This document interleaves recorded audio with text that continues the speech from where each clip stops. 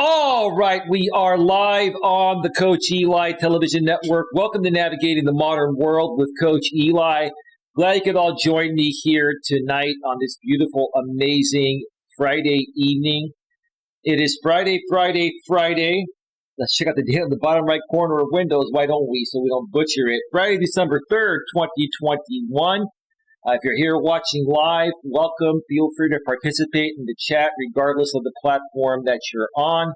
We are on YouTube primarily and also simulcasting live on Facebook and D Live. If you're here on the replay, please stick around for the entire show because tonight I'm going to be sharing a very personal story that I've never shared before, unlike anything you've heard before. This is a very, very serious stream here tonight. And I really want to get this message out there as best as possible. I really want people to listen to this story and really understand why I do what I do. This is very, very crucial. Before I mention a few more things and then get right into it, let me first of all make sure that the YouTube notification has gone out. And it looks like it absolutely has. Hey, Queen Helen Casey 2.0 is in the house. The Queen is here. Hey, Queen, how are you doing? I'm so happy to see you here. I'm very happy to see you here tonight, Queen. Let's see. The back end of YouTube is rolling smoothly. It looks like Facebook is rolling smoothly. I'll be checking in on the Facebook chat periodically throughout the stream. And D Live seems to be rolling quite well as well. All right, so let's go ahead and continue here. Before I get into this, this is only going to be about, I'd say, a 45-minute stream, maybe an hour at the most or so. It's not going to take too terribly long, but I will stay on as long as necessary to get the entire story out. And I will also say this, that it was quite interesting.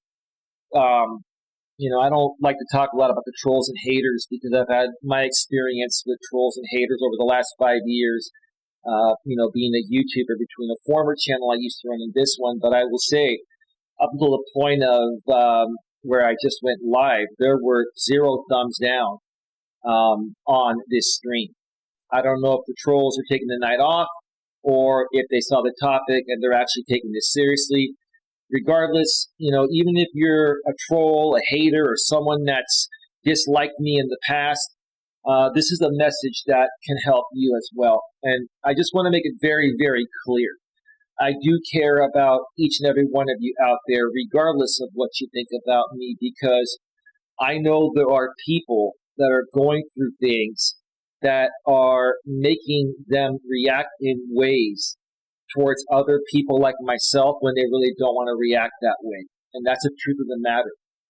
And this story here tonight, is really going to help everyone out.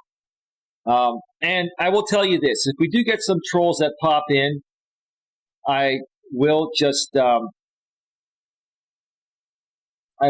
acknowledge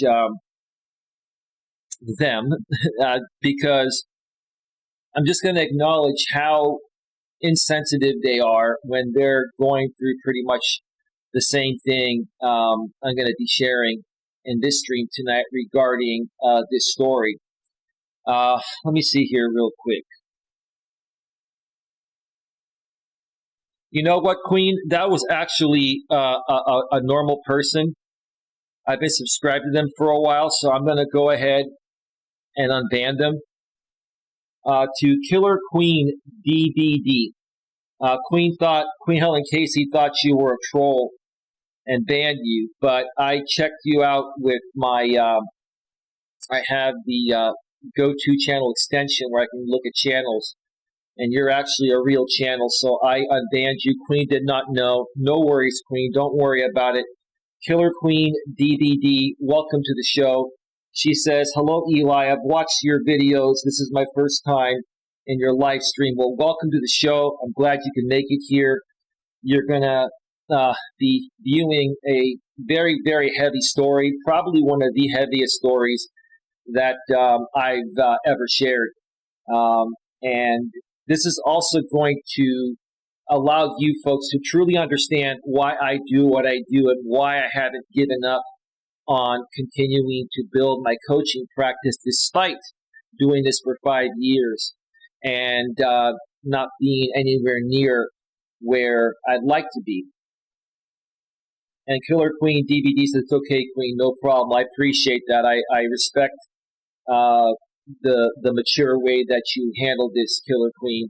You both are queens. I guess all women are queens nowadays, right? But anyway, tonight I'm going to be sharing a story regarding the woman that I have been dating now for about 3 months. And I've been given her permission to share this story. I'm going to share as much of it as I possibly can. Obviously, there are some things that, I'm not going to share because they're pretty, they're very, very personal. But whatever I can share, I will share because I really want you folks to understand what this woman has been through. And, how I feel that she has not been given the most fair shot at life that she could have. And she's been trying to turn it around for the last 30 years. Now, obviously, we're not going to dox her because we do have trolls and haters that are looking to still, create issues over something as serious as this. So we're not going to be using her name. We're not going to be showing her picture. We're just going to be referring to her as the woman that I've been dating. And Killer Queen DVD says, I think you're amazing. Not to interrupt. I appreciate that. That does mean a lot to me, Killer Queen. And, I need to get to your channel and catch up on your videos. I've been subscribed to you for quite some time. I've just had so much going on. And if you know any of my backstory, I used to have a former channel I used to run out here on YouTube that I shut down a couple of years ago after running it for a couple of years. And I took a break. I came back, and I've been running this channel for 3 years now. The 3-year anniversary of this channel here on YouTube was last week, the last week of November. So I totally forgot about it. I'll probably do a special 3-year anniversary. Oh boy, what did I just do here? Give me a second here. I just opened up another screen, but I don't think you guys can see that on your end. But anyway, thank you for your support. I appreciate it. You're very welcome. You're very welcome. But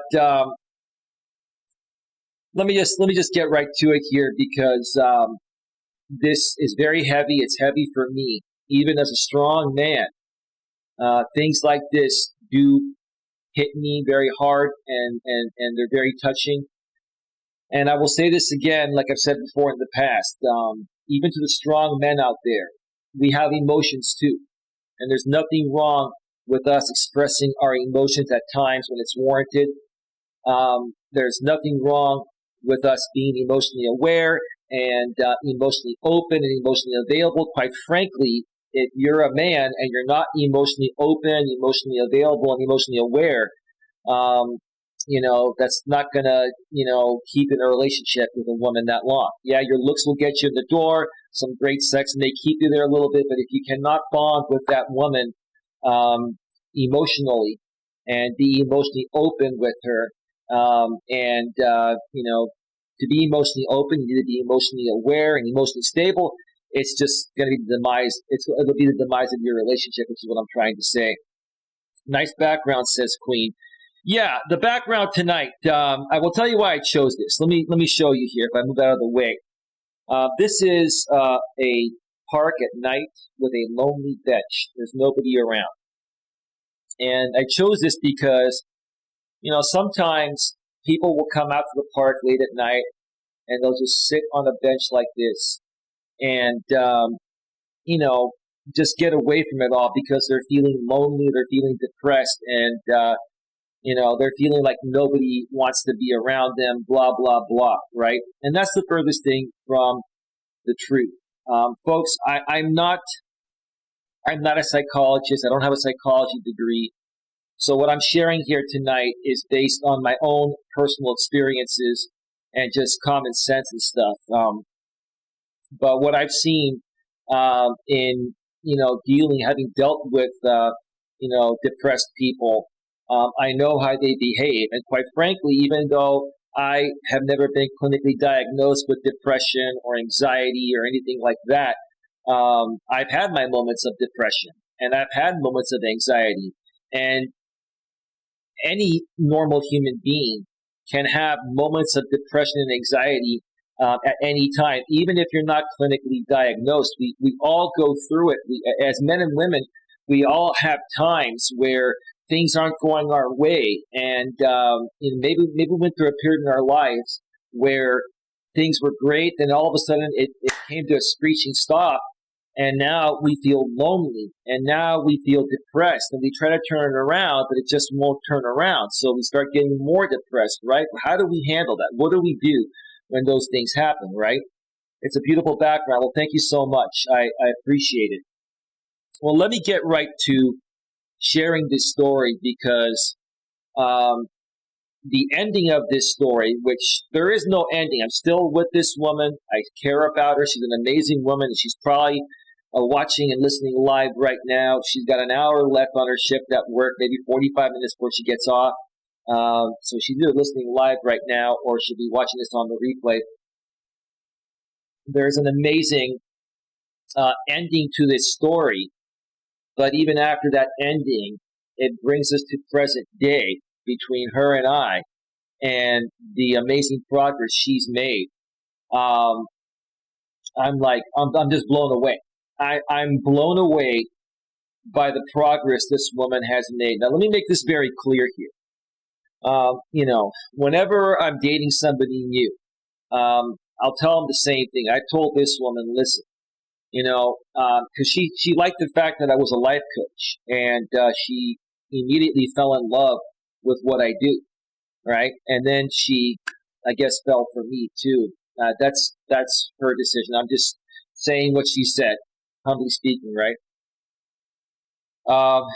Killer Queen, I'll get to your question there or your statement there in a second.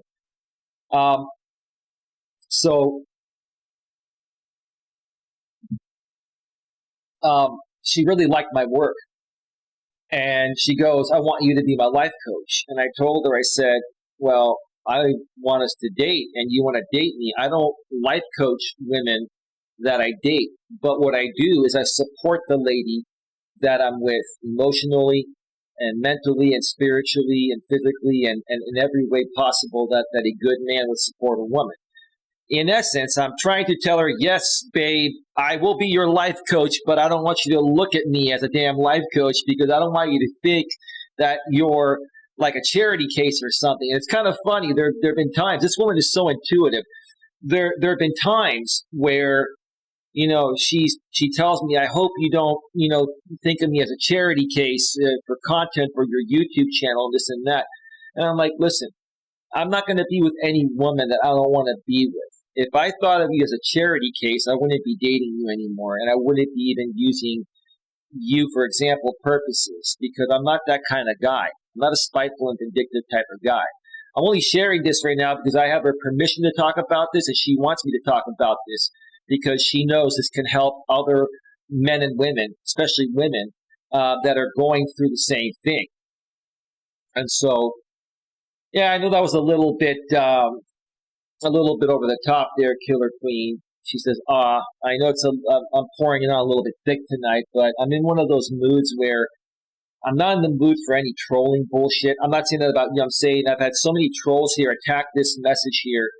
And instead of, people attacking my message, when they hear what people like myself can truly do to help people work through these situations, maybe they'll stop doing their stupid things. But yeah, I'm in one of those moods tonight where,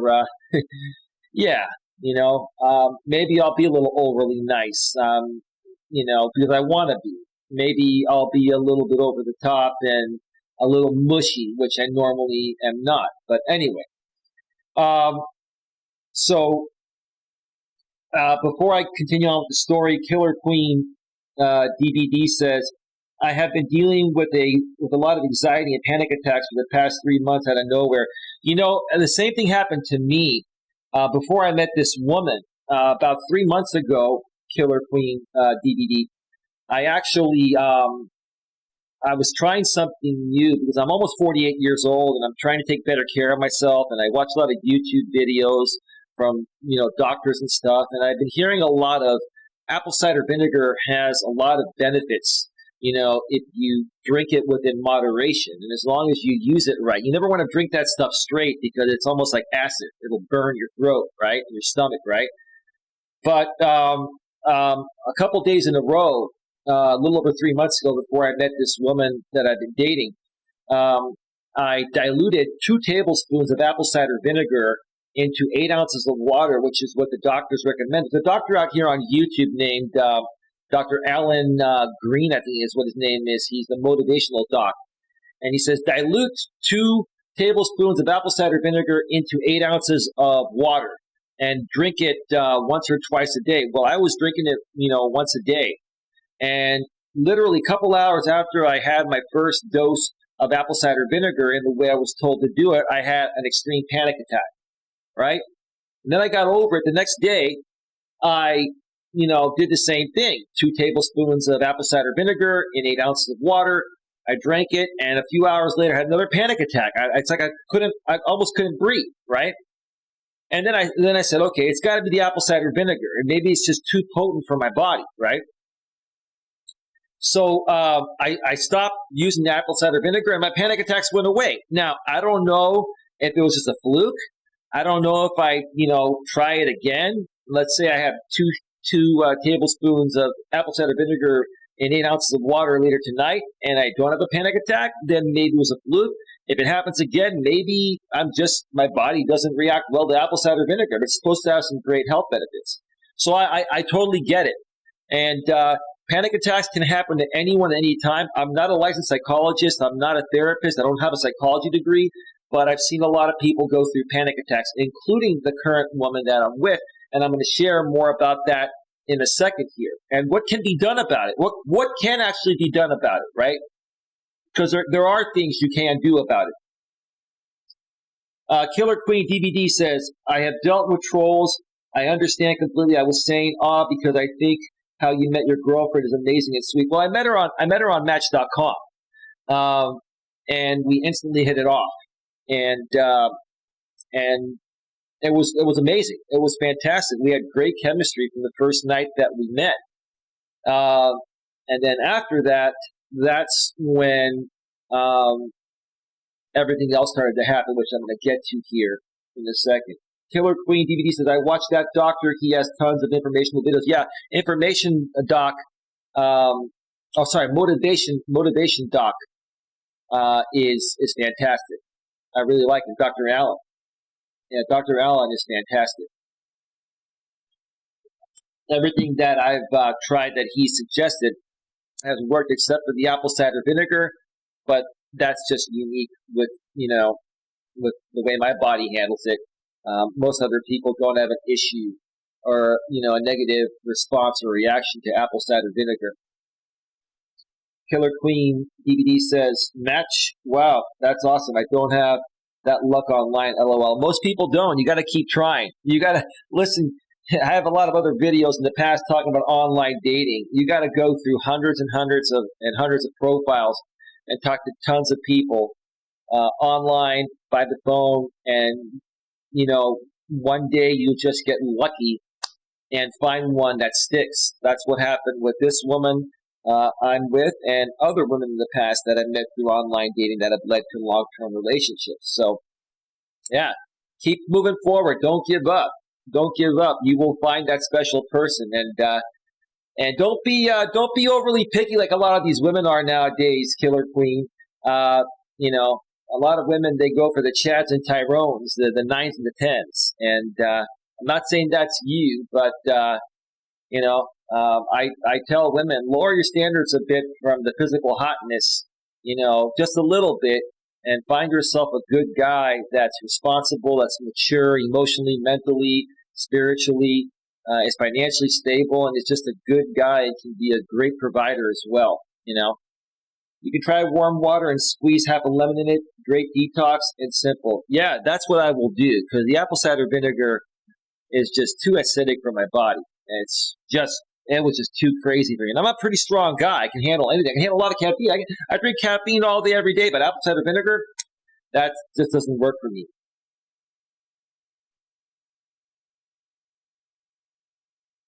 Physical means nothing if you are ugly on the inside. You're right.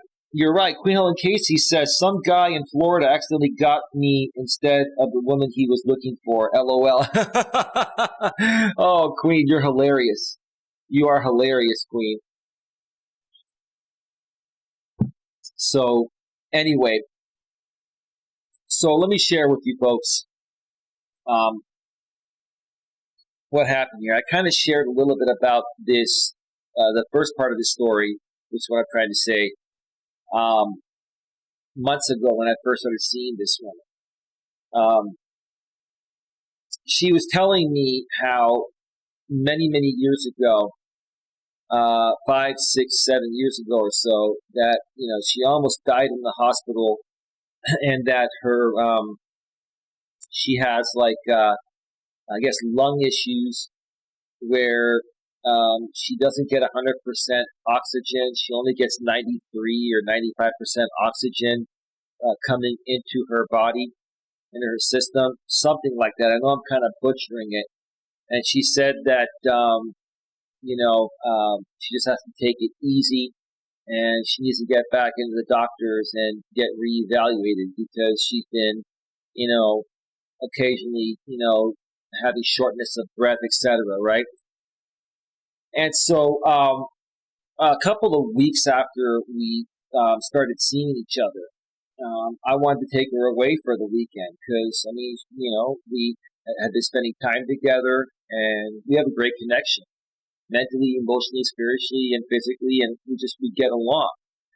We grew up during the same time. She's 46 years old. I am 47 years old. I'll be 48 in 2 weeks, Jesus Christ. And so, I wanted to take her away out of town for a couple of nights, and and she works in retail management, so she has a couple of weekdays off each week. Typically, I'm used to dating someone that has weekends, but I'm self-employed. I can adjust to it, and for the right person, I will adjust to it. And for her, I wanted to. So we went. I like going to the Sacramento area. I live in the San Francisco Bay Area, and I like some of my favorite hiking trails are in the foothills of the Sacramento area. It's on the way up to Tahoe. If you folks are aware of Lake Tahoe, even if you don't live in California or Northern California, most people know about Lake Tahoe. The foothills of the Sacramento area are about an hour and a half from Tahoe. So I got a room for my lady and I, and we went out of town for a couple days. And after the first night, we were going to go take a walk, but I said, you know what? We're only an hour and a half from Tahoe. How about we go and walk on the Tahoe River Legacy Trail? They've been building it for years, and I want to see how much further along they've gone. It's a beautiful area. And she was totally cool with it. Well, what ended up happening was we drove up to Tahoe, and we got out of our car. We were literally at about 7,000 feet. And I think she had said that, sometimes the higher elevations can affect, her breathing because of the issue she had where she almost passed away, many years before that. Let's see. Queen Helen Casey says, Killer Queen DVD says, Queen, LOL. Queen Helen Casey 2.0 says, it is the truth. Killer Queen DVD says, well, he's lucky he got you, Queen. Queen says, he thought I was on the dating website, Our Time, and I told him I'm not on there. Maybe the trolls put you on there, Queen, because they love you so much, right? Oh, boy. Uh, let's see. Queen Ellen Casey furthermore says, DVD, I haven't dated anybody in over 5.5 years and going on 6 years, January 1st. Wow, Queen, that must get pretty lonely. I want to keep this professional, respectful, and mature, Queen, but, I mean, Queen, that would drive most men and women crazy. Um, I'm going to just leave it at that, Queen. You're like a sister to me. I'm not going to say what I was going to say. Anyway.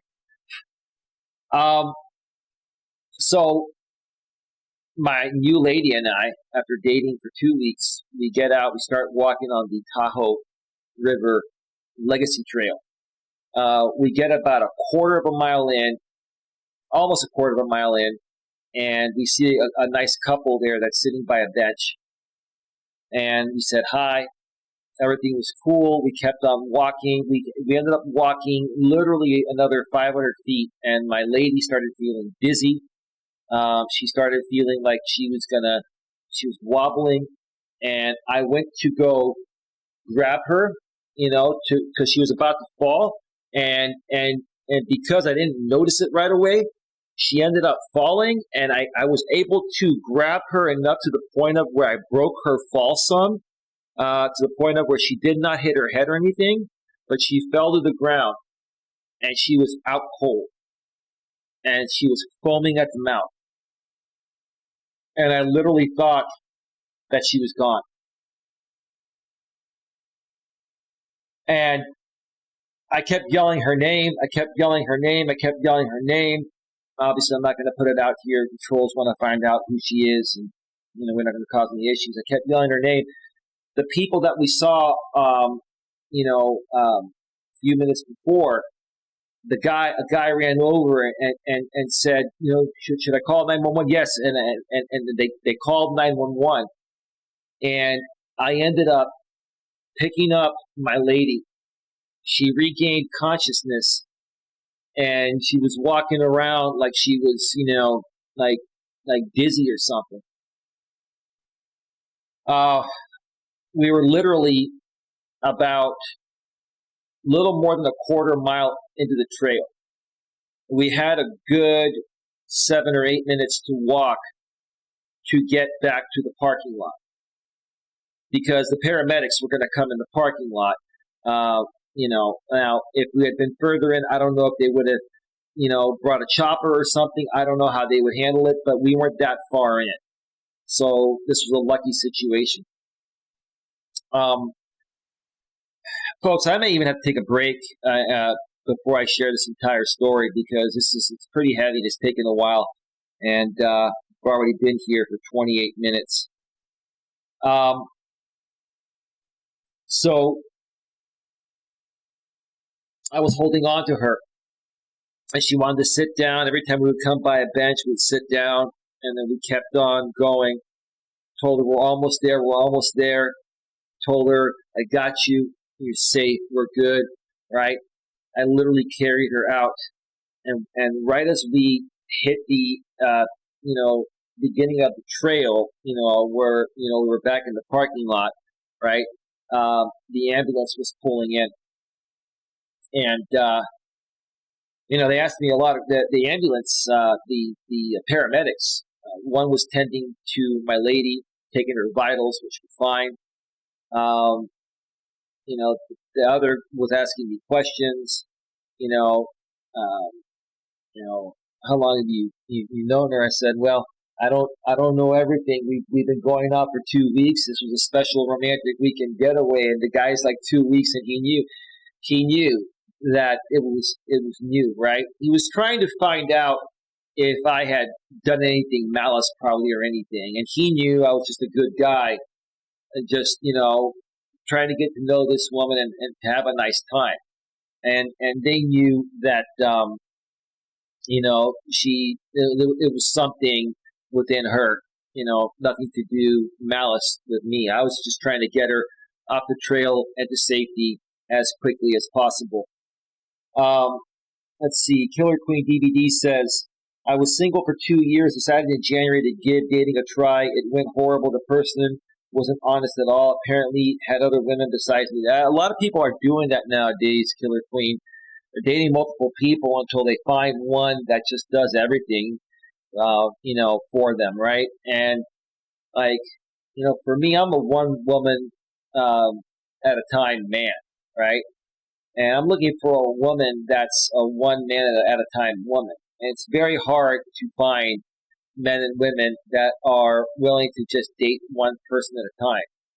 That's why typically in between relationships, I'm single for a while until I can find a woman like that, just like I did with the one I'm with right now. Don't give up, though. You will find someone. You're going to go through a lot of bad seeds, but keep putting yourself back out there in the online dating world and add into your profiles. No games, no time for BS. I'm looking for somebody that is a one woman man, because I'm a one man woman. I'm looking for somebody that's in a great place emotionally, and is stable and is really looking for something long term and committed. And if they say they are, then get them on the phone and test the living shit out of them. Ask them a lot of questions and see how they respond. Then you'll know if they're even worthy of meeting. That's what I've had to do. Because the ones that aren't ready, they'll be offended by you being so direct and have standards in your profile that they'll just weed themselves out.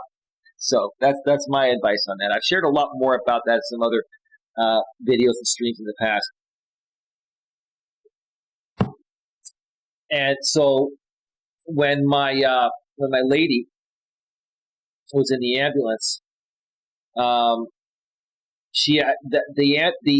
paramedics said that she probably had a seizure, and her vitals are fine, and but they suggested that she goes to the hospital. And I was saying, yeah. But she said she didn't want to go to the hospital. She was very, very stubborn.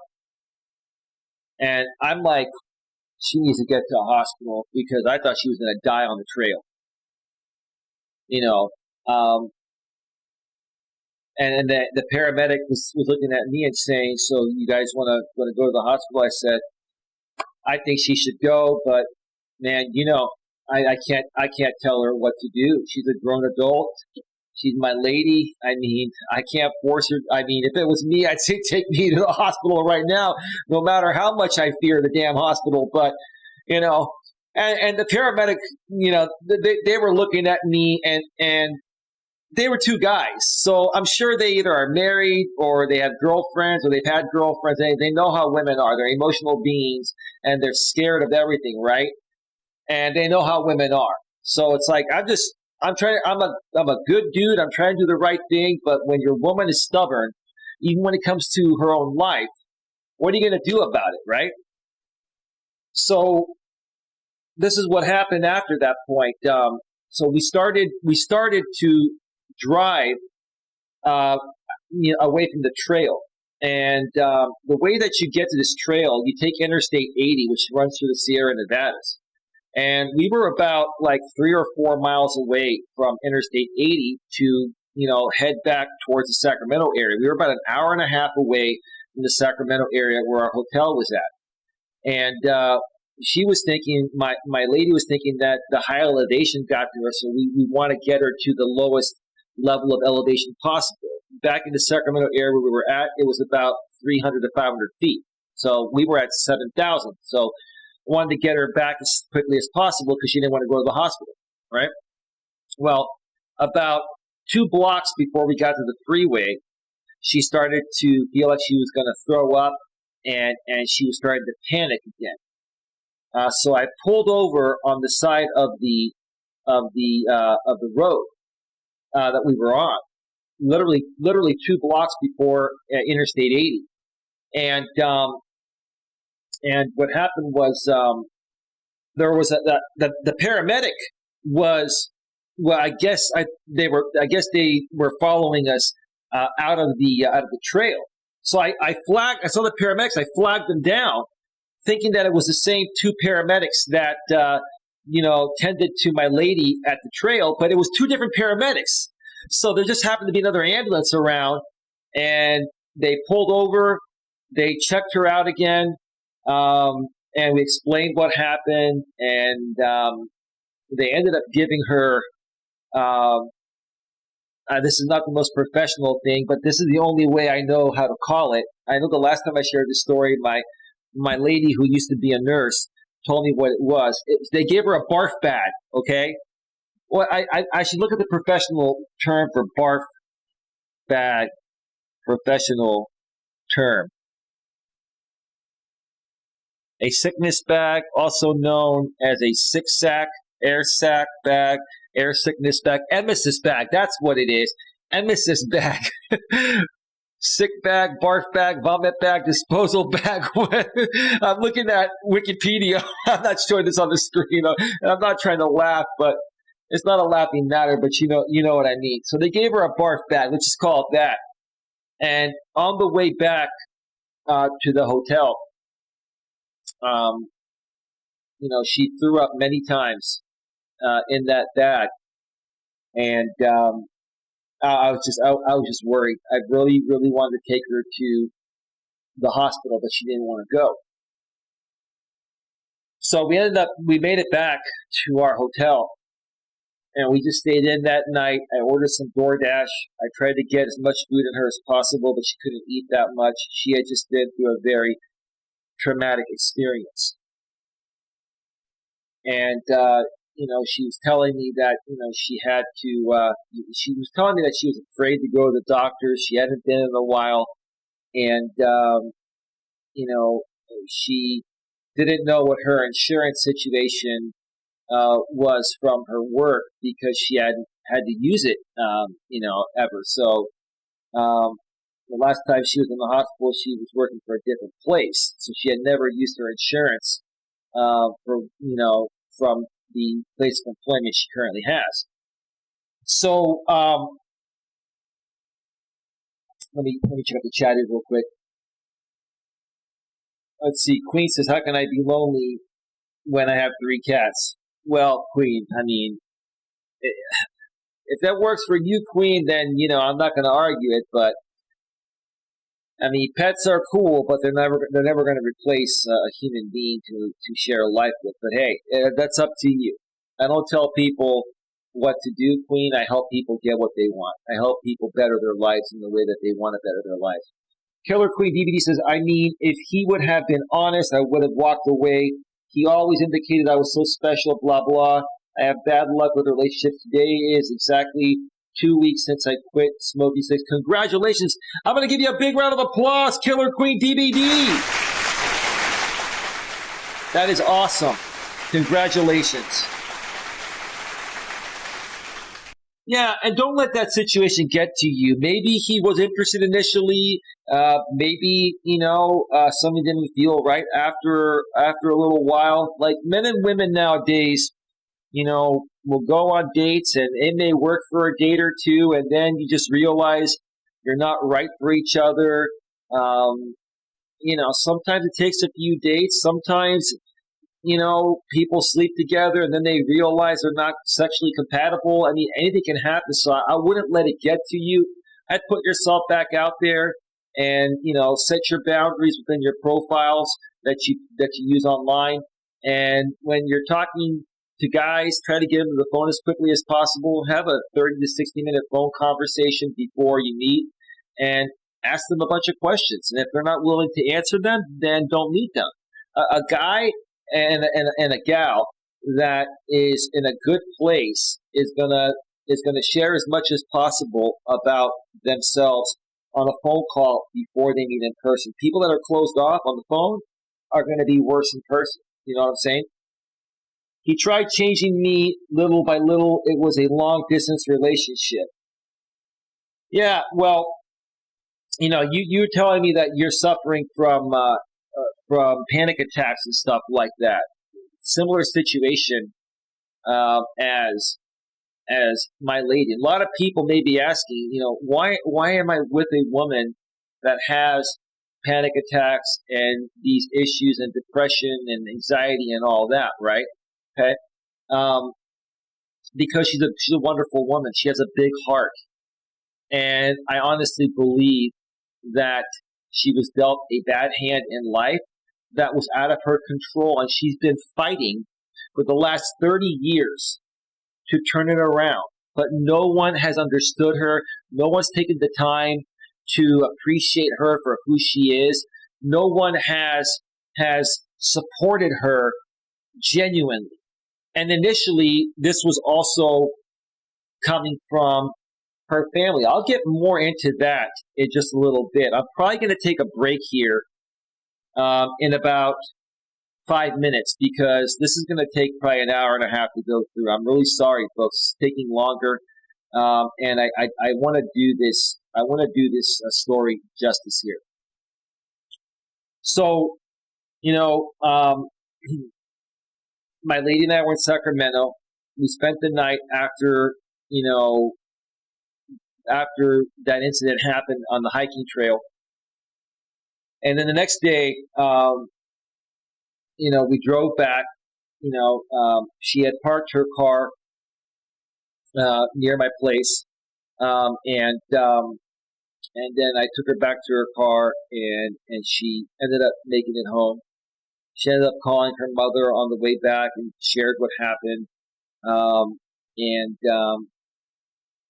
that point, I was telling her that we were talking on the phone each night. I was telling her we got to get you to a doctor, and she was saying I need to check on my insurance and make sure it's all set, this and that, right? So I'm going to share this one other part here, and then I'm going to take a break and come back. I'm really glad she's okay too, Killer Queen DVD. It was a very scary situation. I'm a very strong man. I can deal with a lot. The one thing that I'm not good at dealing with is death or people passing out and stuff like that. I mean, seriously, I had never been that freaked out as a man in my entire life when she passed out on that hiking trail and fell to the ground. And luckily, I broke her fall enough. I noticed it quick enough to the point of where I couldn't prevent her from falling because she had wobbled away from me, but I reached over and I broke her fall, and that could have been the difference. I'm just glad that she's still around. I'm really glad that she's still around. Killer Queen DVD says, I'm a gamer and wasn't looking. He wasn't looking either. We met on PlayStation. He shared really personal stuff with me. Yeah, no disrespect to the gaming community. I mean, gaming can be cool, but a lot of the gaming guys are pretty introverted and pretty they're pretty closed off emotionally, or they have emotional issues. And instead of going out and enjoying life, they sit around and play games all day, right? So then you try to go on a date with them, and they have the worst social skills. No disrespect. That's just my opinion. If I was you, Killer Queen, I'd probably look to meet somebody. Match.com is probably one of the better sites. You could write a full-blown profile out there. Try Match.com for 3 months. But go on there every day and message a bunch of guys and filter them out. Write in your profile what you're seeking, what you're not seeking. Be direct, be decisive, and filter them out. And I bet you will eventually find one decent guy. That's my advice to you regarding that. Try that and come back and let me know what you think. Because you seem like a good woman. You deserve to have happiness. So before I go on my first break here, it's only going to be one break. I'm going to come back and finish up the story. My lady then was looking into her insurance, and she ended up she wasn't quite sure what her insurance status was. She had insurance, and she still has insurance. She has great insurance. And we were talking on the phone that following week after the incident happened in Tahoe, and she said she's going to call and try to get an appointment. Well, she or try to find a primary care physician in her area to get an appointment. Well, she was trying for a week to find a local doctor that would take her insurance, and the insurance company and the doctors she was reaching out to, the doctor's offices she was reaching out to, they were giving her a big hassle. It was just a big pain in the ass. It was a huge pain in the ass. But then eventually, she found a place that her insurance would take, and made an appointment, but the appointment wasn't going to be for a month. I'm like, you got to be kidding me. They said, well, if something happens in the meantime, you can always go to the emergency room. Well, there's more to this story, folks. There's more to this story here, and I'm going to share more about that when I get back. And I really, really, truly want you folks to just pay close attention to this and learn from it. And I will say this, to the trolls and haters out there, I'm sure, even though none of you had thumbed this down before I went live, I'm sure you're thumbing it down right now. All I'm going to say is this.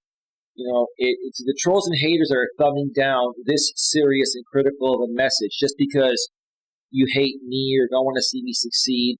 To anyone that thumbs this down, you need major help. You need the help.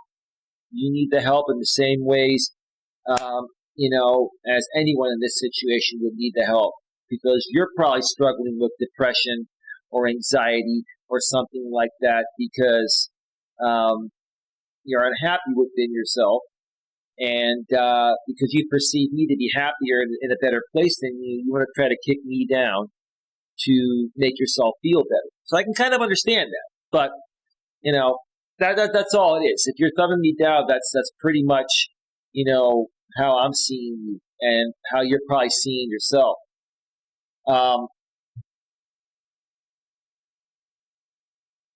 So anyway, I'm going to queue up some royalty-free YouTube music and take about an 8 to 10 minute break, and then come back another 45 minutes and share the rest of this story. Because I really want people to know the importance of why I'm trying so hard to reach more people on YouTube. And the reason why I keep, even sometimes mentioning these trolls and haters is because what they're trying to do is prevent me from reaching reaching more people on YouTube and other platforms, right? When I'm able to truly help people. And in some cases, the people I've helped behind the scenes, it saved their life. Including, and I'm not trying to say I'm all that, but including how I feel I've practically saved the life of this woman I'm with. She's been through a lot. There's a lot more to this story. I'm going to share as much of it as I can with you. It's going to even get more interesting, but more touching when I get back. So stick around for that. Give you a thumbs up and share it on my YouTube community tab. Thank you so much. You know what, Killer Queen? I want to get you. You know what? I will tell you what. Are you on Facebook by any chance, Killer Queen DVD? If you're on Facebook, I'd like for you to send me a friend request, because once I can verify this is actually you, I will make you a moderator on my channel, because there are things we can work on. And I want to connect you behind the scenes. I have all my moderators in the Facebook group where we can voice message and chat daily. And I think that would be amazing. I'm really, really happy to see you here tonight. I'm going to put my link to Facebook right there. I'll know it's you because the clone accounts, they're not like real accounts. I'll be able to tell it's you. Send me a friend request, and then when I verify it's you, I will moderate your channel, and I can even add you to our Coach Eli mod group. Queen, Killer Queen would be a great addition, wouldn't you think, Queen? She seems pretty awesome. Cool. Yeah, go ahead and send me a friend request if you'd like. and then I'll accept it later tonight or tomorrow morning, and then we will definitely go from there because I really like your attitude, and I respect people that are open and honest about their lives, because there's no way you can help people better their lives unless they're honest about what they're going through. So anyway, I'm going to step away for a quick break. Let me go ahead and cue up some royalty-free YouTube music,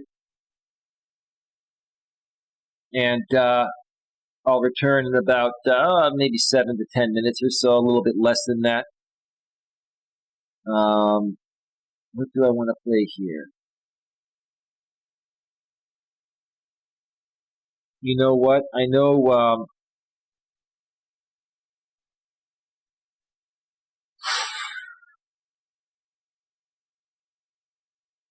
know that Queen has a favorite song. Do do do do do do do. Give me this 1 second here.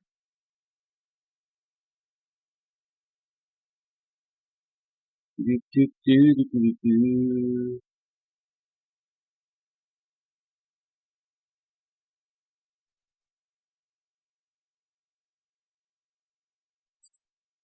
All right, just need one more. Just need one more.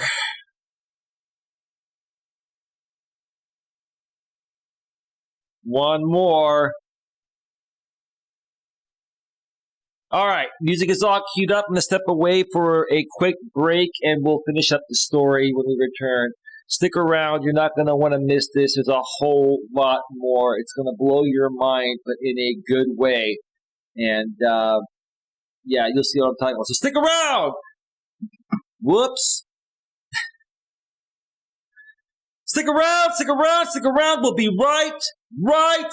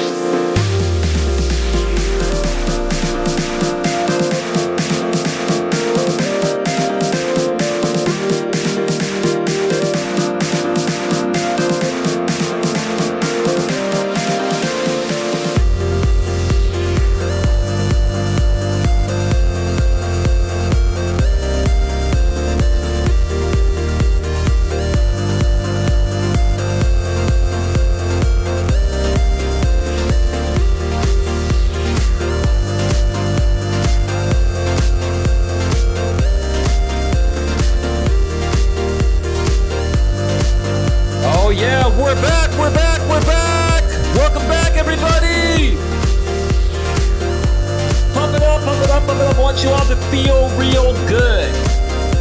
I want to help as many people as possible get rid of the blues and feel amazing and create everything you want to create in life.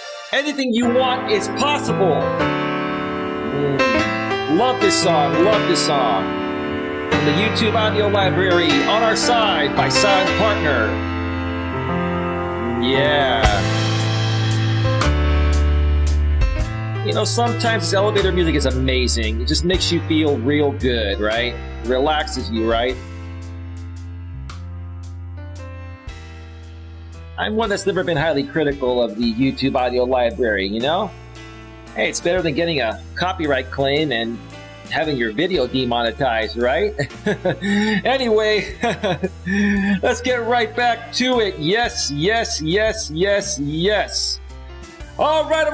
Welcome back to Navigating the Modern World with Coach Eli, live here on the Coach Eli Television Network, primarily broadcasting live on YouTube at youtube.com/Life Coach Eli. We're also simulcasting live on Facebook and D Live. If you are on Facebook and D Live and you'd like to get a whole heck of a lot more than just these occasional in-studio live stream simulcasts, you're going to have to come over to YouTube, where you will also get almost daily mobile live walking streams. You will also get a ton of pre-recorded content in the highest quality at 4K 60 frames per second. I've been pumping out content left and right on this channel, and there's so much more to come. By the way, at around 11 p.m. Eastern, 8 p.m. Pacific, we may not even be done yet. I have my next episode of Before Bedtime with Eli scheduled to publish. Like I said, we may still be on live when that video is published, so check that out after this stream ends. If you're watching this live or if you're on the replay, just check out my entire library. I have many more videos coming, so make sure you subscribe, bang the bell, select the notifications on my YouTube channel at youtube.com/Life Coach Eli. I'm also a monetized channel on YouTube, and you can also become a channel member for as little as $4.99 per month. And you'll get even more content. I have 21 members only pre-recorded videos and 2 members only live stream replays available, and a whole heck of a lot more of members only content coming soon, especially in the new year in 2022. So yeah, there you have it, right? Anyway, folks, tonight I've been sharing a serious story on depression and a life-changing experience for the better, which I will get to that during the second part of this show. I did not expect this show to go as long as it's going to go, but we're probably going to be here for another 45 minutes. Probably going to go an hour and a half to an hour and 45 minutes or so, maybe even 2 hours. I just want to make sure I do this story justice, because this is one of the most amazing stories I've ever shared, and one of the most amazing experiences I've ever had, with this woman that I'm currently with. All right, so now that the music is done, I got to giggle a little bit, right? And I'm sure my lady who's driving home right now is listening live, and maybe she'll get a good kick out of it. But yeah, she's a good woman that has just been through a lot. And, most men probably would not have understood her situation, probably would not have been able to read between the lines and see that this woman has a huge heart and soul, and is one of the most kind, caring, and considerate women that I've come across. And that's why I'm still with her, and that's why I'm helping her work through this. And she has made tremendous progress, and I'm so proud of her, and I'm proud to be with her and see, what the future holds ahead. There's lots of future ahead. But anyway, let's see here. Queen Helen Case says, I would love to have D Live added to my social network, but I guess I can't. Why not, Queen? You can download the app. You can go to the website, and it's totally free, Queen. Anyway, let me just check out Facebook and D Live real quick. Nothing happening over there.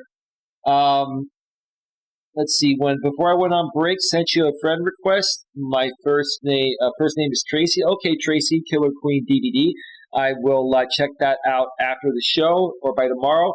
I will add you, and then I will moderate you on this channel at that point, and add you to the Coach Eli private moderator group chat behind the scenes, where you will meet some other amazing, real, non-trollish YouTubers, and we're going to start creating more greatness together. If you're still around, thank you for being here. And if you're not here, thank you for being here anyway. Awesome. It's been an amazing night so far. Okay, so let's leave off where we left off. So my lady now has insurance, and she has an appointment. She finally ended up finding a doctor that would take her insurance, and had an appointment that it was going to be a month away. That's the quickest they could get her in. And and she had actually, another thing I didn't mention is, my lady's about 5'5" or 5'6", something like that. She's under 120 pounds. She's thin. She's like 115 pounds or something like that, maybe a little less.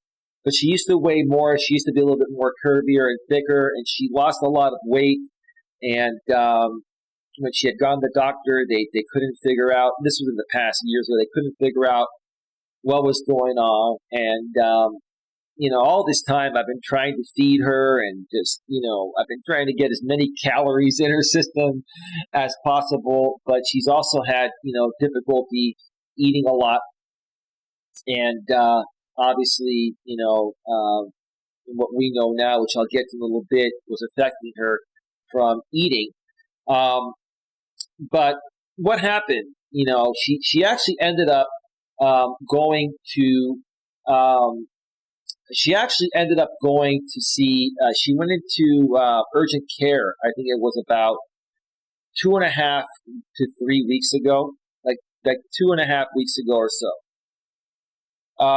Found a doctor that took her vitals, and everything was great. They took blood, and everything was great. The doctor that she went to go see said that, hey, she looks healthy, she looks good, and there's nothing, negative that he could find out. But that wasn't her primary care physician. That was an urgent care doctor. She went in because she was feeling some panic attacks and stuff like that. Queen Helen Casey in the chat says Dilly had gotten an email about multiple violations on Facebook, and I can't chat over there until next year sometime. I have nowhere else to chat to interact with people. Wow. Okay. I'm sorry to hear about that, Queen. Wow. You can't create a different account or something like that? Anyway, again, sorry to hear about that. Well, anyway. So she went to urgent care, and she was still, a few weeks out from her appointment with her primary care physician that her insurance takes. And this happened a little over 2 weeks ago. I was spending the day with her. I had not planned to spend the night with her because we had some things to do the next day, and she had to work. This was a few weeks ago, like 2.5 weeks ago or something.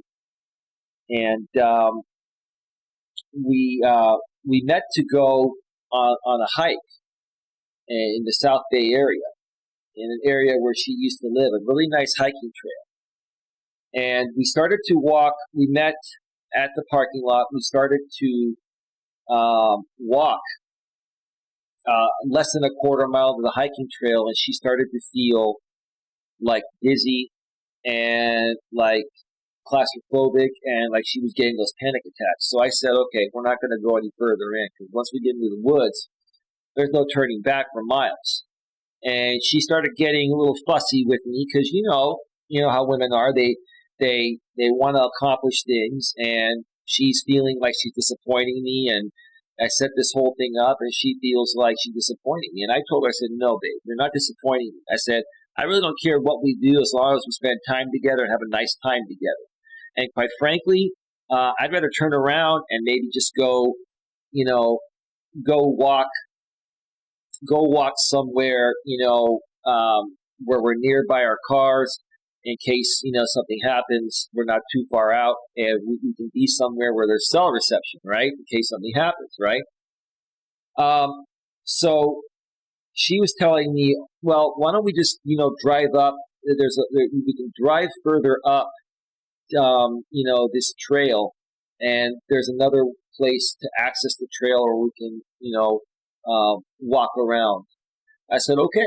So we got into my car and we drove up about a half a mile, and we accessed another part of the trail, the same trail, but, we accessed it further, into the trail. There are multiple parking lots. There are multiple areas you can access this trail. And we started walking, and we actually got about a half a mile into the trail. And then she started to feel the same way again. So I said, okay, we're going to turn around. And I was holding her very close. And every so often, we would stop. I would have her sit down on the ground, and she would, catch her breath. And I just wanted to get her out of that trail and back into my car and turn on the AC and make her feel better. We ended up making it off the trail, and then, we ended up driving back down to the lower lot where her car was parked and my car was parked initially. And we were going to go to dinner. So, she was okay. She drove out of this hiking trail lot. We ended up parking her car in a residential area near that area. And then we got into my car and we were driving to go get some food. Well, what ended up happening, she started getting panic attacks in the car. And we stopped at a gas station, and she was feeling like she was going to throw up. And we ended up going to the gas station, and she went into the restroom and did her thing. And she was feeling a little bit better. So we ended up getting in the car, and then she started to panic again. So we pulled into this parking lot, and she was just getting really, really panicky. And she told me to call 911.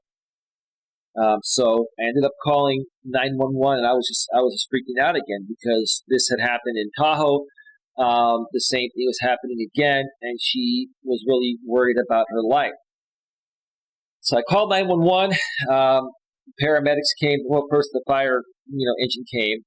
The first responders, typically, firefighters are the closest ones, right? And the paramedics came, and then they gave her, some medication to calm her down. And they suggested that she go to the emergency room and get checked out. And what ended up happening was, she was in the ambulance, and they wanted to put her on, what do they call it, the gurney, the thing that, you lay down on, right? But she didn't want to lay down. She wanted to sit like a passenger. And, I'm sitting there and I'm talking with the paramedics, and I'm scared shitless. Don't get me wrong. At the same time, I'm kind of like, man, I've got the most stubborn woman that, would rather die than listen to the paramedics, right? And just listen, right? That's, respectfully speaking, okay? This is how stubborn this woman is. Like, she feels like she's burdening everyone, yet she's going through something, and we're all trying to take care of her, right? So the paramedics, had her sit in the seat. They told me the hospital that they were taking her to, and I ended up, heading out to go to the hospital. Now, they did not put on the sirens. It was not a situation where she was dying or she needed to get there urgently, but she needed to get checked out. I ended up getting to the hospital before the ambulance got there. They were like behind me, and we ended up they ended up admitting her in there. And I was sitting around there, I was kind of pacing outside and going in and out, and I was just like kind of like freaking out of it, right? And she ended up coming out. They ended up giving her some stronger medication. I can't remember what it was called, and she was feeling pretty loopy. So there was no way she was going to be able to, drive home or anything. So I ended up getting a hotel room with her near the area that night, and she called in to work. So now we've had 2 instances of these panic attacks and all that. And I really care about this woman. She's a good woman, big heart, just very loving, very caring. But I'm thinking to myself, am I the one that's causing these panic attacks? And initially I thought it was myself. And I thought that, maybe, this woman is so into me and she's fearing losing me because of relationships she's been a part of in the past that didn't go the way she wanted them to go, that her fear of losing me was making her panic. But that's not what happened. After that night that we spent together, the next day after she slept in and didn't go to work, we talked by phone. And throughout the course of that week, we were talking by phone, and we talked about a lot of things. And this is where I want to be as respectful as possible and not say too much, but I got to say enough so you folks really understand what this woman has gone through and what she's been through the last 30 years of her life, and to still be around and fighting today to overcome all this, to me, is amazing. To me, shows strength and dignity and pride, and that she doesn't want to give up on herself. And that's so attractive to me. Most guys would run for the hills in a situation like this with a woman, especially early on in the relationship. But to me, like, the more and more that this woman fights for her life and fights to overcome certain things, or a lot of things that got her to this point, which I'll share more about that in a bit, the more and more I just am respecting her. And I'm like, wow, I'm just blown away, right? And so after that point, we talked a lot about things that she had experienced in the past. I'm going to share this. I have her permission to talk about this. Obviously, nobody knows who she is. I haven't mentioned her name or shown a picture. Now, her family and some friends that know about me, they know, obviously, what I'm talking about. And they probably know some of this story, or they may not know the whole story. But she said it's okay to talk about it because people need to know about what she's been through to understand that she's a good person. And, some of the ways she's reacted or overreacted have been out of her control. And she's getting it under control. And I will share more about that in a bit here. But so she had shared with me that when she was growing up, or actually when her mother was pregnant by her biological father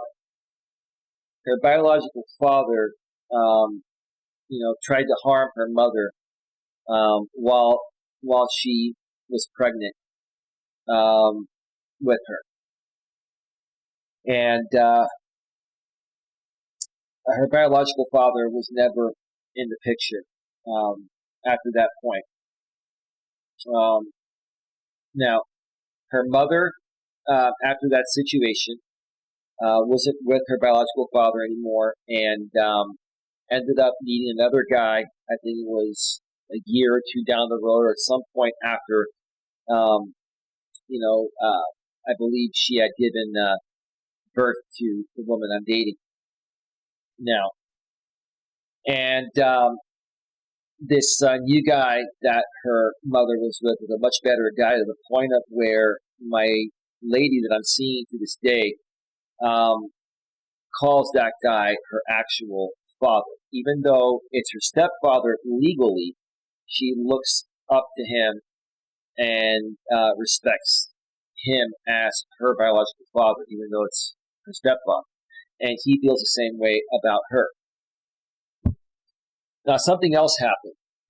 So, number one, you have a traumatic experience where while my lady's mother was pregnant with her, her biological father tried to harm her mother. I'm not going to get into great detail what he tried to do, but let's just put it this way. He tried to take out her mother while she was pregnant with the lady I'm with.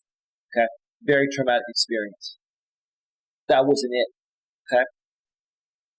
So now, my lady I'm with is a young girl being raised in a household with her biological mother and the new man that her mother ended up marrying, which is technically her stepfather, but she looks up to him as her father.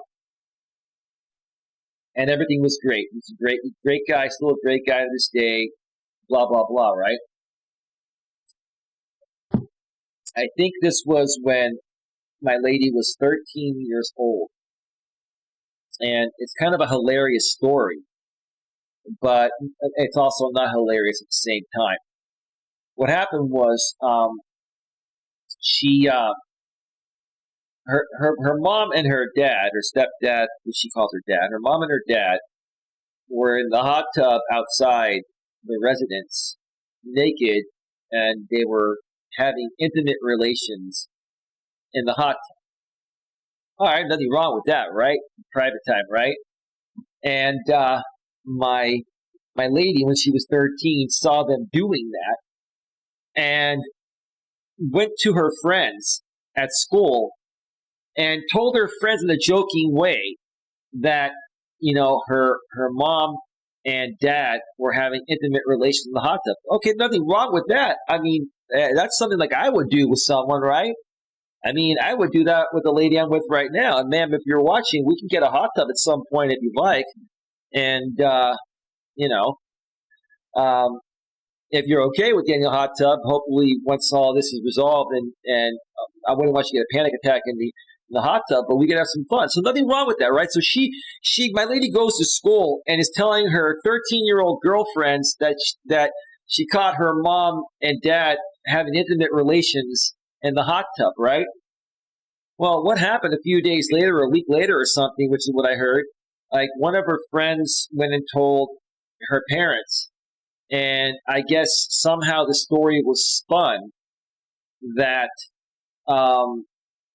that my lady's father, who's technically her stepfather, was abusing her, sexually abusing her or something like that, right?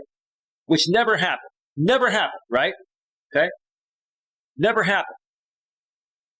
And what ended up happening was her the police came and basically said that the father needs to be removed from the home, which it was his home, and he was the breadwinner, right? Providing for his wife, my lady's mother, right? The police said we need to remove him from the house, and if he doesn't leave while we investigate this, we're going to have to remove, your daughter from the house while these allegations are being investigated. It was the most ridiculous thing ever, right? And so what ended up happening was he ended up not leaving. And my lady was upset because her biological mother, her mother, didn't fight for her and tell her husband to leave temporarily so she wouldn't have to be taken. And what ended up happening was the police took my lady when she was 13 years old, and they shipped her back east. She was born like in the New York area, and then the family came out west to the Bay Area when she was younger. But she still had family. Like I think her mom's mom, which is her grandma, lived in New York. So they shipped her out by plane to go stay with her grandma throughout this whole time. And this whole time, you have to understand, this is a 13-year-old girl that's already had one traumatic experience where her biological father, tried to take out her mother while she was pregnant with her, right? Now, you got another traumatic experience here, right, where she's being removed from the home for something she didn't do, and she's feeling this way. She's feeling like resentment towards her mother for her mother not, telling her husband to leave the house temporarily and go somewhere else until this is resolved so she can stay in the home, right? So this literally had traumatized this young lady, right? So now, give me a second here. Now, this had traumatized her to this day, not quite, up until the last 2 or 3 weeks before we started talking about this and I helped her figure it out. This had been traumatizing her. And she had, she didn't talk with her mother for a while, but now lately they've been talking again and they've been getting along. But she had still been holding on to some resentment towards her mother for not fighting for her during that time where they accused her father, her stepfather, as she calls her father, for sexually abusing her, right, which never happened, right? And she even said to the police it never happened, but they still needed to investigate it because of the story that her friends, my lady's friends, told their parents, and then their parents went to the cops and spun this whole thing, right? It just was one big shit show, right? So, but what I told my lady is this, is that I don't think your mother really wanted to ship you out to New York. At the same time, she didn't want to do that to her husband that was providing for the whole family. I tried to get my lady to understand that the reason why I feel her mother made that decision to not fight to have her husband that's being accused of these false allegations to leave the place while they investigate so she can stay in the home and not get shipped out is because she didn't want to upset him to the point of where he would leave the family and then they would all be homeless. So in essence, the situation that my lady's mother was put in at that point was just unbelievable. So I was able to talk with my lady regarding that. We were able to figure that out. And she now understands. She now understands why her mother had to make that tough decision.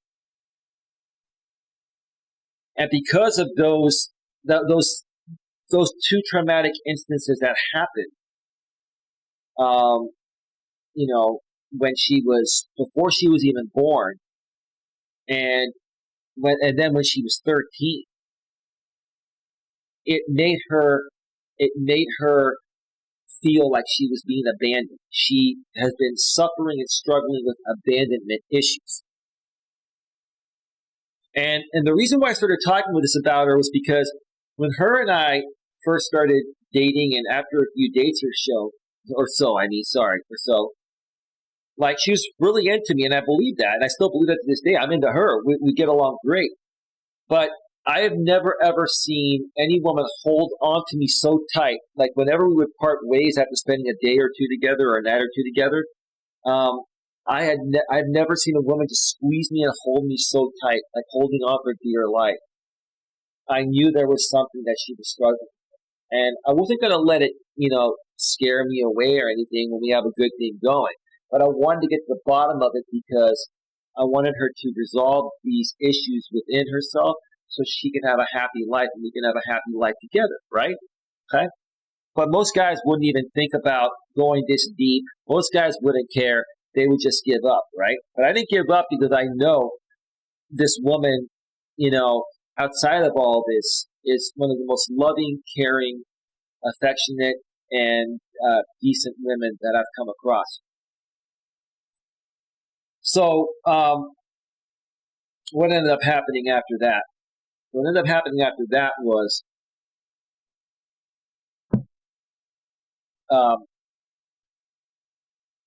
we had a lot of conversations where, she'd been struggling to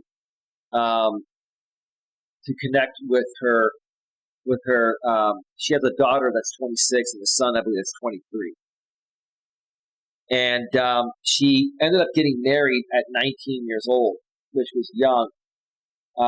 And had an okay marriage, but her and her husband were both working very professional career jobs, and they were working opposite shifts of each other, and they hardly saw each other. When he was working, she was at home taking care of the kids, and vice versa.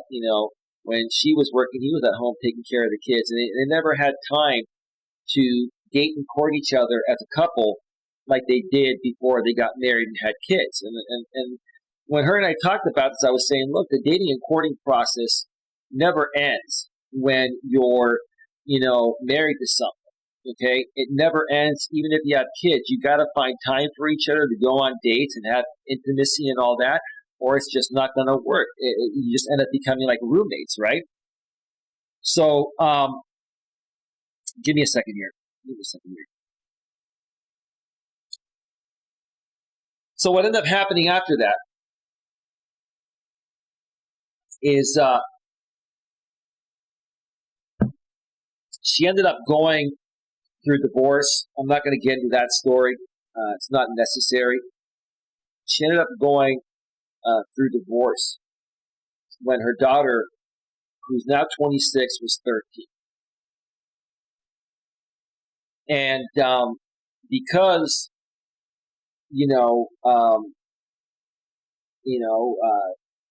things didn't work out with her husband, and her husband did some things, I'm not going to get into it, that basically ended the marriage. She was just feeling like she was abandoned again.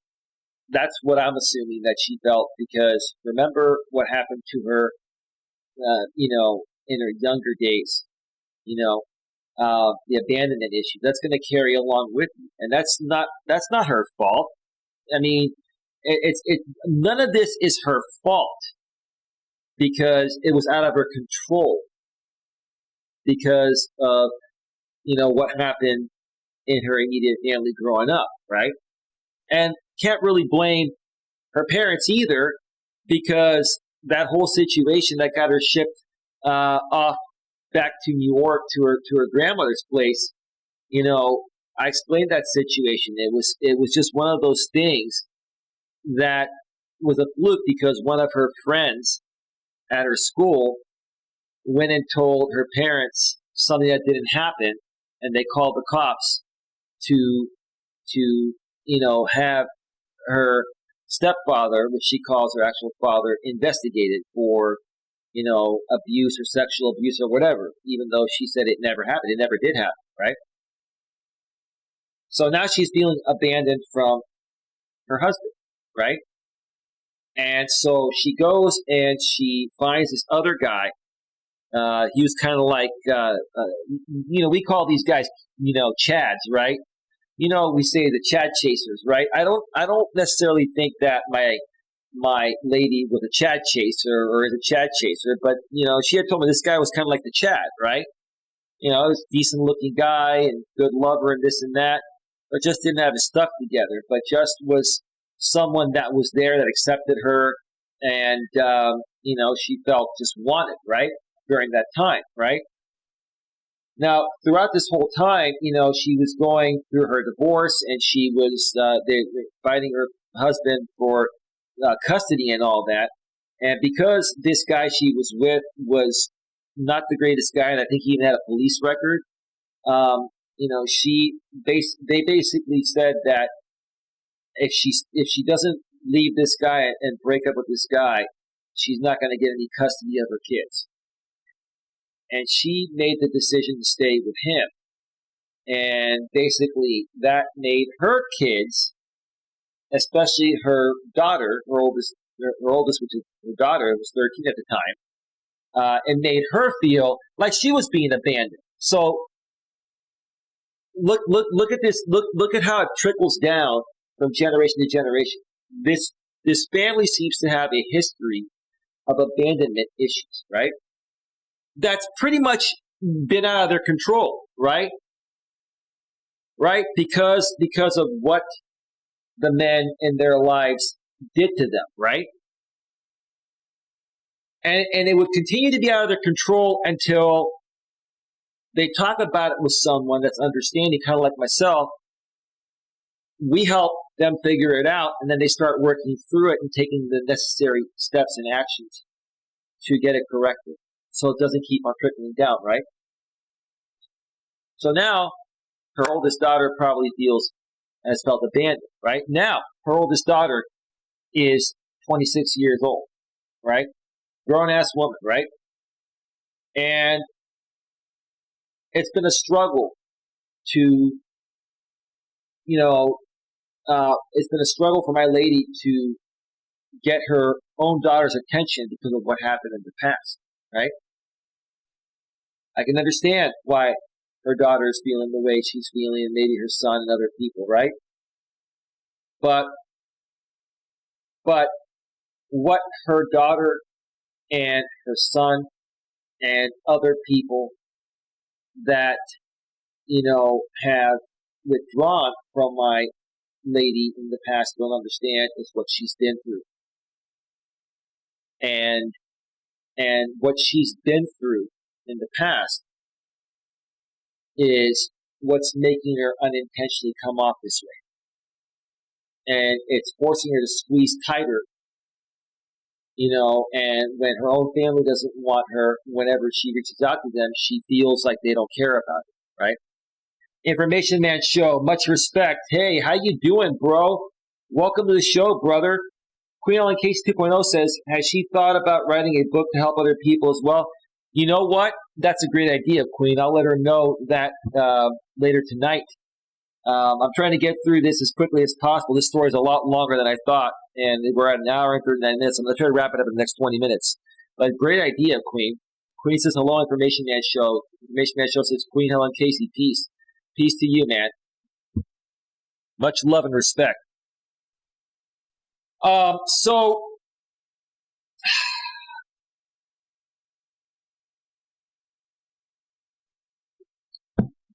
where are we at now?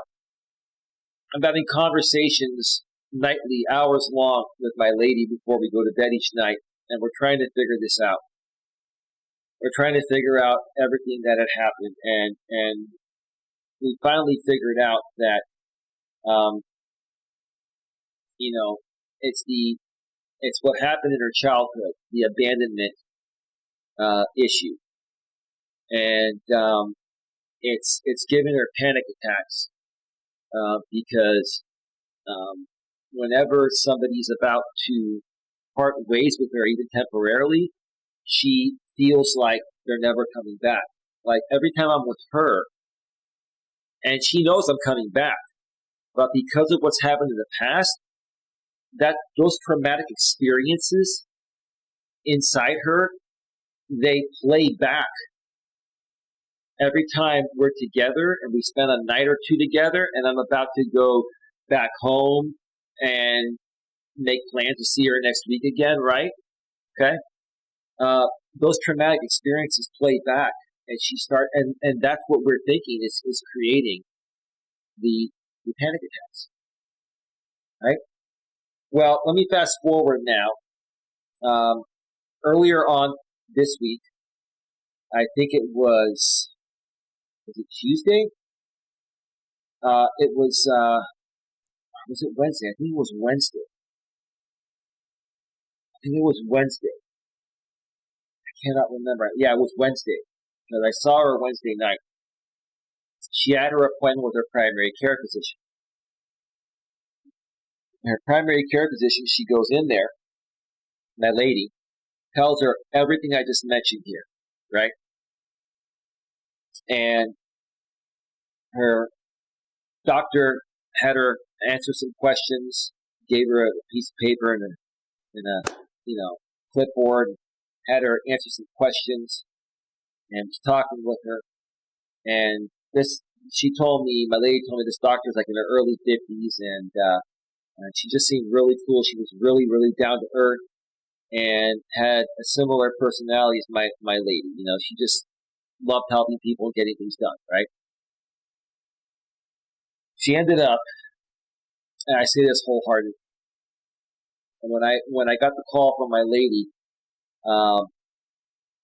after she finished her appointment with her doctor, and she was still actually at the clinic, but I think there was a pharmacy there, and she was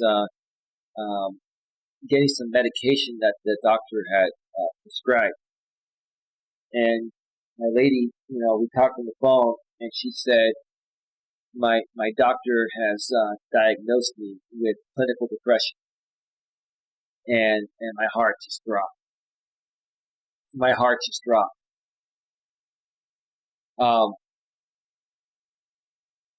And she's given me medication. There are many things we're going to try. She's going to try me on this medication, and it's going to take a few weeks. I'm going to go back and see her in a couple of weeks, and we're going to continue to try things until we figure out what's going to work.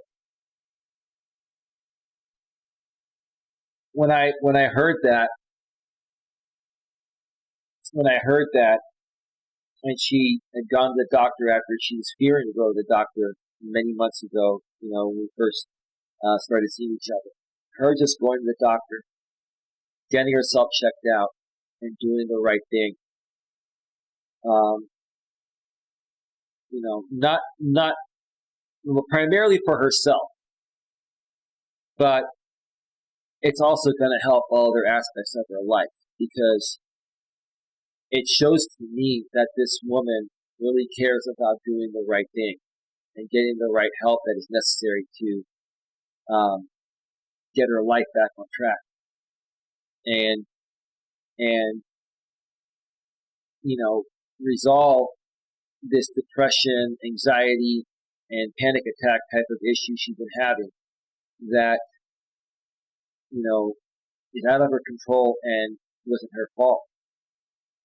This woman wasn't dealt the best cards in life.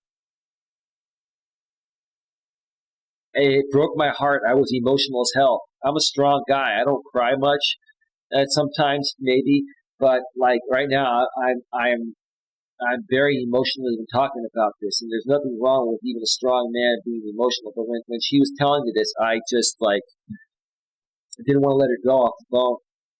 Of course, I had to let her go eventually because I had to get ready, and we were going to see each other that night, right? And she was just very happy that she got the diagnosis and that she has a doctor that cares about her and is going to help her, figure this whole thing out. I knew I'd come up with something. Queen, you're amazing. You're awesome, Queen. I'm well, thank you. Relaxing at home now. That's great, the Information Man Show. Awesome, man. Awesome. Fantastic.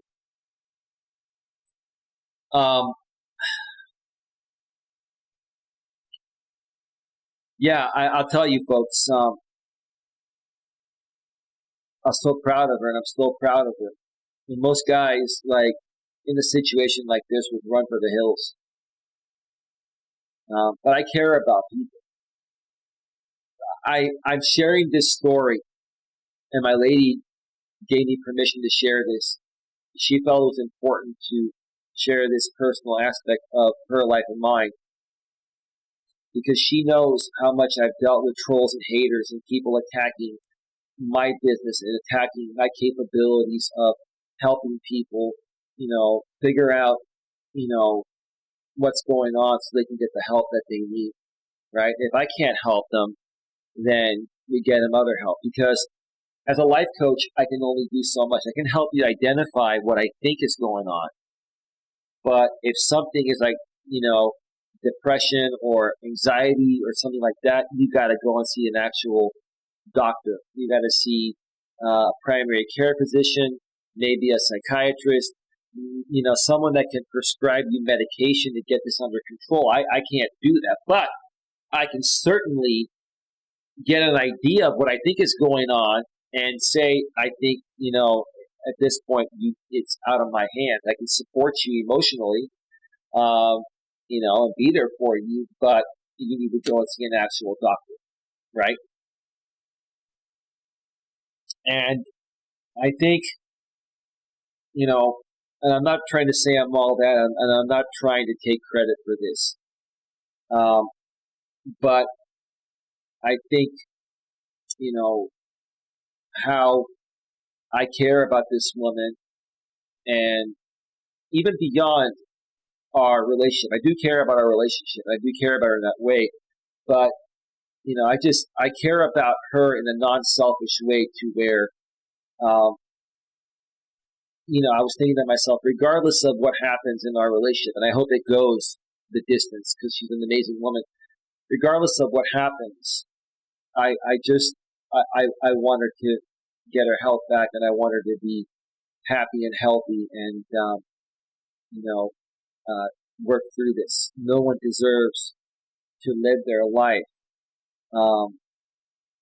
having to deal with what she's dealt with, how much it's weighed her down, when all she wants to do is be happy and healthy and enjoy her life with a good man and her family and just live a normal life. I really believe that's what she wants. So leading up to present day, she started taking this medication. It's not the strongest medication, but her doctor is starting her off, slowly with a certain type of medication. I can't remember what it's called. And he's having her take like half the regular dosage. Or she's having her, sorry, she's having her take half the regular dosage, so that way her body gets used to it. And she's going to go back and see this doctor in a couple of weeks and see if it's kicked in and if it's made a difference. If not, she's going to get her on a different medication. Now, I did spend the night with her on Wednesday night after her appointment, and we had an amazing time.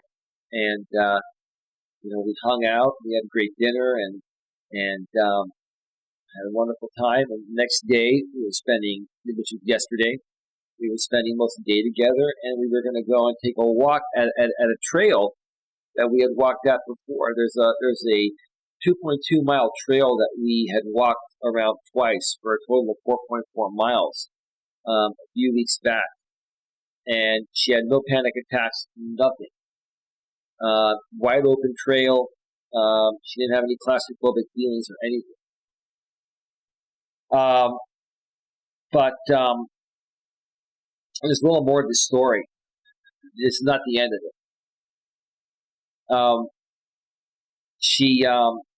We went to go to the trail, and we started walking on the trail, and she started to get that panicky feeling. Now, she had only taken a couple half doses of her medication, so obviously it had not really kicked in yet, but she was starting to get that panicky feeling. We had walked out about a quarter mile on the trail, and we walked back. We sat down on the bench. She started feeling better. We walked to the other side, probably about a half a mile, and she was feeling the same way. So we sat down on the bench for a bit, and then we walked back, and then we ended up just sitting in my car for a few hours and talking before we both went back home. While we were talking, I was really, really trying to figure something else out. What's really causing these panic attacks? Well, at this, what was I going to say? At this point, I'm thinking to myself, all right, we went on this trail. We did 2 laps a few weeks back. No problem. She didn't get any panic attacks. It was great. We had a good time. Why this time could she not do this trail? And what is really causing these panic attacks? I thought it might be me. And anytime, I'm about to head back home and leave her for a few days, like 5 days before we see each other again, but we talk every night, right? Is it that, or is there something else? What can I help her figure something else out that she can tell her doctor, and or maybe just talking about it would help her work through it? And I started asking her, when did you start having these panic attacks? Well, she said, they didn't start really happening until the last few years or so. I said, okay, so you were with your ex for 5 years. Now, she was with this guy that,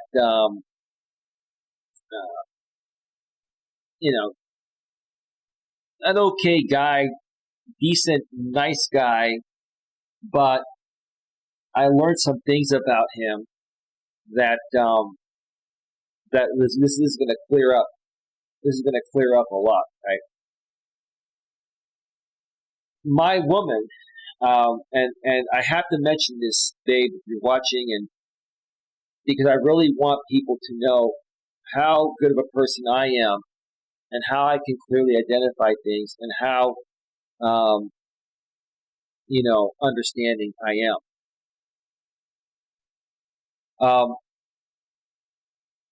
My lady and I, we are physically attracted to each other, mentally, emotionally, we get along. We have the whole thing. And I enjoy being intimate with her. But she wants even more intimacy than I give. And I give her a lot of intimacy, but she would always want more all the time, right? Which, hey, not a bad thing, right? The woman wants me, I want her too, but man, it's like, I can only do so much, right? And I'm sitting there thinking to myself, this woman has a crazy, crazy sex drive, but she's a good woman. It's like, and I'm doing my best to please her, but what's really going on, right? And I started talking with her about her ex. And I said, like, was your ex, like, not that into you, or was he just not as intimate with you? No, he wanted it all the time. But, there were times he would just tell me to do this and help him, achieve orgasm, blah, blah, blah. I'm trying to be professional when I say this. And, he also, made me engage in certain things sexually that I didn't want to engage in. And he would even bring in other people into the relationship. And I'm like, oh no. Now I knew exactly what's going on. She goes, I'm not a victim. I don't want to be a victim. She told me that. I said, you know what, babe? I said, I know you're not trying to play the role of the victim. I know you're trying to work through this, but you're not going to work through this until we really figure out what's going on and get you the right help to get it resolved. I looked her in the eye and I said, you may not want to hear this, but you are a victim of sexual abuse. Now, I'm the type of guy that doesn't put up with BS, because there are a lot of men and women out there, more so women, that will, pretend to be the victim of abuse or hashtag Me Too and all that. Like, I don't put up with that. But in this situation, babe, I said, you are an actual victim of sexual abuse. And the reason why you want to be intimate with me like 24/7 is because your ex made you believe that that's the way you need to be to make a man happy. And I said, look, what makes me happy is just spending time with you. We can have sex at times, or every time we see each other, once or twice, whatever, right? But I don't want you to feel like you have to have sex with me to make me happy and vice versa. I want us to have it, but I want it to be natural, and I don't want it to feel like it's a chore. She came and gave me a big hug. It was an emotional moment. And she realized that, yeah, that's what's been happening. So now let's throw in sexual abuse, right? Why was she with a guy like this? And maybe the guy before that, after her marriage? Because she was just trying to find someone that would accept her, the way she is. And she didn't even realize what she was going through because no one ever helped her figure out why she was going through the traumatic things that she had gone through in her younger days.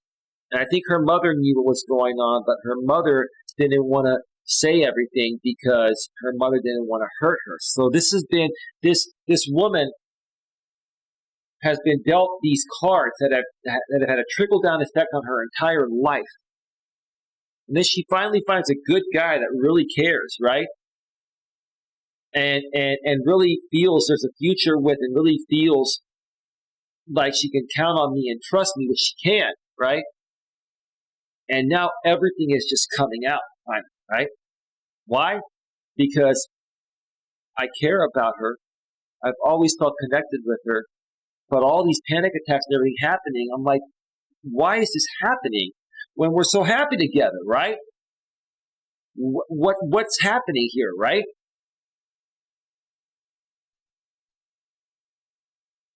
So, another thing real quick.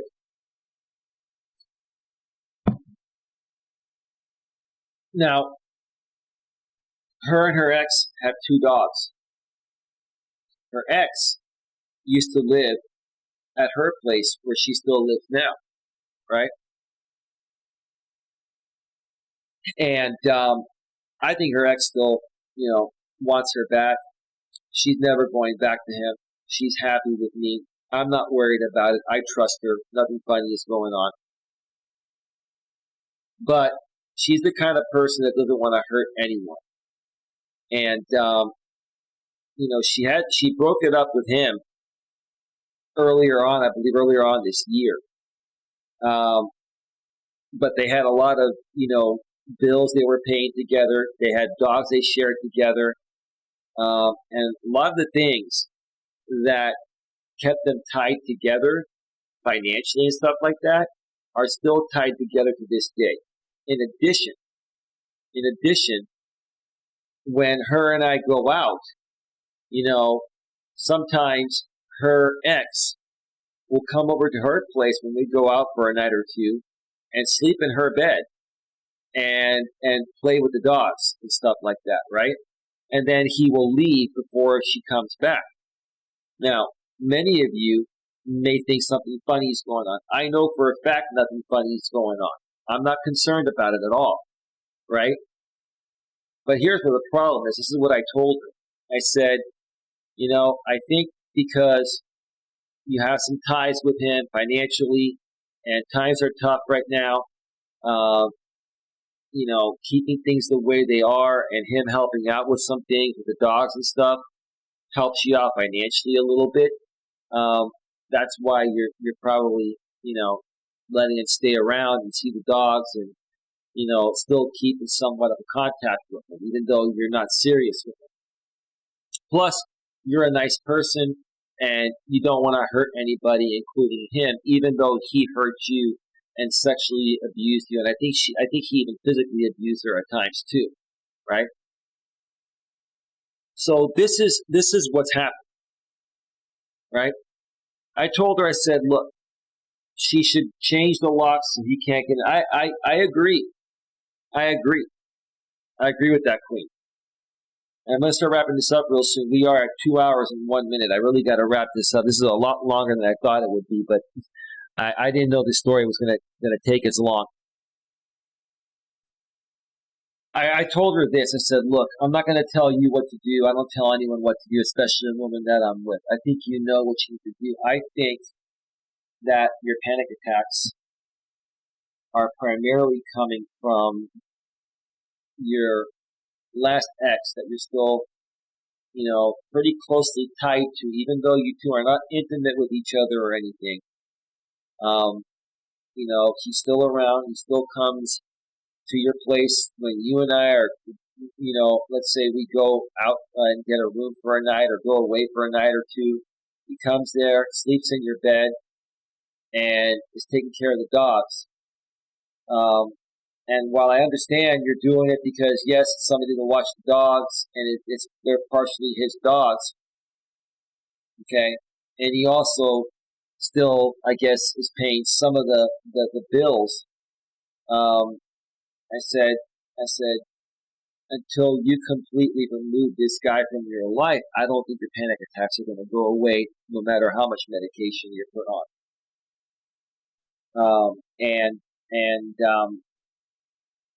I think you're having I think you have an emotional attachment to him. You're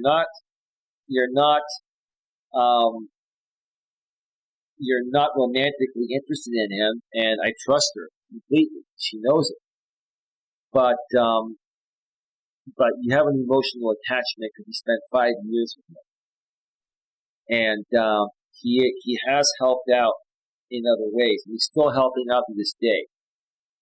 I said, at the same time, even though you've told him that you're never going to get with him again, and it's never going to work out again, I mean, the more and more you allow him to stay in your place, even during days where we go out of town for a night or two, you're giving the guy a false sense of hope, right?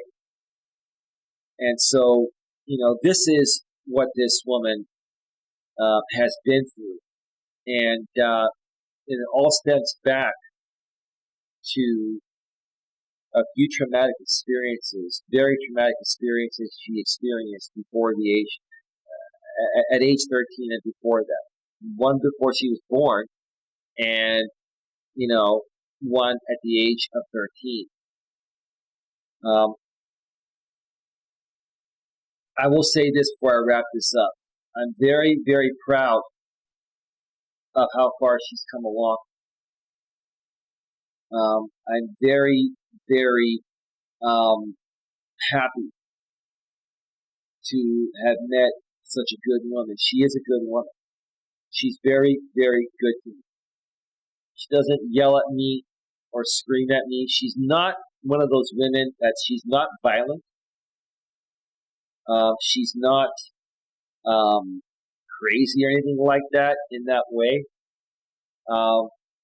What happens is when she feels like someone's pulling away, sometimes when I'm about to head back and go home after spending some time with her for a day or two, she feels like I'm pulling away. She kind of goes in the corner and, kind of shrugs off. You can really tell she's feeling like she's being abandoned, and she's not trying to be that way. And she knows I'm not doing that to her, but because of the trauma she's experienced in the past, that's why she feels that way. And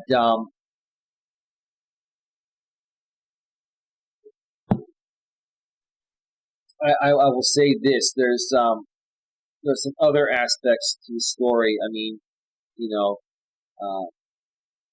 she used to be a nurse, and I'm not going to get into that story right there. But she's no longer a nurse. Some things happened, but I'm not going to get into that. That also has affected her. She was making very good money, and now she makes about a third of what she used to make, and that's affected her too. And the reasons why she's no longer a nurse was out of her control too, in my opinion. It all stems back to what happened in her childhood at age 13 and before that, even before she was born. I gotta tell you, folks, it's stories like these that are the most touching to me. I feel for people like this. I actually care about this woman above and beyond this. I believe she's a really good woman, which is why I'm with her. And I think another thing that more so attracts me to her is the fact of her being so strong and having to deal with this for 30 years and not knowing what she was going through for 30 years and going through all of these situations, not knowing what's going on. And somehow, when things don't work out for her, when things don't work out for her, she fights to live another day. That just blows me away. I myself as a man, I'm a strong man, but I don't think I would have been able to deal with half the stuff that she went through. You know, I mean, I don't know how she does it. I don't know how she kept moving forward, but she found a way to do it. And what's there not to respect about that? So I will say this with a heavy heart. This is what I do to help people. Now, this is a woman I'm dating, and I care about her above and beyond this. She is not a charity case, and there's nothing wrong with her. She's gone through some things. People go through things. This is what I do to help people. This is what I've been trying to put out here on YouTube primarily, but now when I do in-studio streams, they're also simulcasted on Facebook and D Live. But I'm speaking to the YouTube audience directly because there are a bunch of people out here that have been attacking me for the last 5 years, and I've been ignoring them, and that's totally cool. But even to this day, and the funny thing is they'll thumb down. I'm curious. They probably thumbed me down 20, 30 times this stream. They probably have. I don't care. They don't stick anyway. But a lot of these people don't understand. I keep saying this, that I put out so much content. In order for these people to get all the thumbs down to stick, like if it's one person doing it, they have to log in from a different Google account and a different IP address from a virtual private network known as a VPN. They have to sit there and do that for multiple videos all day, every day. It's tedious work. And the truth of the matter is, all those dislikes are removed, and you can't even see them publicly. Now, there's an extension you can get for Chrome and see them, right? But all those dislikes, they get removed, and they're more so getting removed because YouTube and Google are seeing these same accounts thumbing down the same channel from the same different set of VPN internet IP addresses, right? So first of all, I'm trying to tell these people, number one, your dislikes aren't sticking. You're wasting your time, right? But number two, thumb me down all you want, even if they stick. I don't care. I don't care. It doesn't matter what you think about me and what I may have said or done in the past. I've said some things out on YouTube in the past because I was attacked by a professional group of fake instigating drama creators out here. And they spun that narrative for years to try to kick my business down and kick my credibility down. And so that way they can entertain their audience and make money at my expense. I could care less about what they do now if they keep doing this, right? The point of the matter is this. I have helped people. I know I can help people, and I have helped people. And I share this story tonight because I want to reach more people that are going through what my lady's gone through and help them overcome it before it overcomes them, right? And if you trolls and haters and people out there don't wish for me to do that, that's on you. That's on you. I'm going to continue to move forward and help good people turn their lives around and even help save their lives. That's what I do. To me, it is absolutely despicable for a group of people to continue to attack my channel in any way possible, right? Just because, they think I'm no good at what I do. That's your opinion. Who gives a shit what you think, right? What matters is, what have I done for other people that have seen results and turned their life around, right? You see, everybody has their own individual opinion, right? And everyone has a different experience with people, right? My experience with you folks was horrible. Why? Because you folks actually need the help even more so than my lady needed the help. You folks need more help than anyone. You're just not open to the help, right? And instead of admitting you need some help and working with someone like me that can help get you back on track, you project onto me to kick me down so that can make you feel better, right? That's what you do, right? Well, I will tell you this. You thumb me down all you want. Stay up all night from multiple VPNs and multiple Google accounts and try to get 100, 200 dislikes to stick, if that's what you want to do. And this is primarily men. These are men in their 30s and 40s and 50s that are doing this, right, to my channel, right? Okay. What's more pathetic for you grown-ass 30, 40, and 50-year-old men is the fact that my 46-year-old lady is much stronger as a woman than all you men are combined. You want to know why? Because she came out and said, I need help, and I want you to help me, and I'm going to let you help me. This is a woman. And you know how hard it is to get through the woman's emotion. This is a woman that came to me and said, I need the help. I want you to help me. We're together, but I also want your help if you're willing to help me. I said, absolutely. This woman is much stronger than any of you bastard men out there that continue to attack a good message here because you can't admit how effed up you are and ask for help, right? Is this probably going to trigger you a little bit? Sure, I'm not trying to trigger you, but this is the least I can come out and say right now. After everything that these people have done to try to prevent my good message from coming out there to help other good people, just like I helped my lady here. My lady's even willing to come out and dox herself and deal with you guys attacking her and her family just to stand up for me and to share her story so people can see how good I am at what I do and how good she is too, right?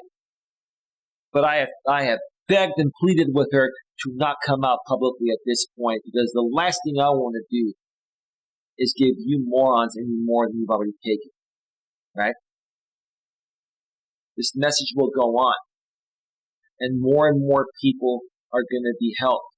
I'm going to help as many people as possible that are going through going through a similar situation and help turn their lives around, regardless of what a few nasty, immature, insecure, mentally and emotionally unstable, grown-ass men think out here on YouTube.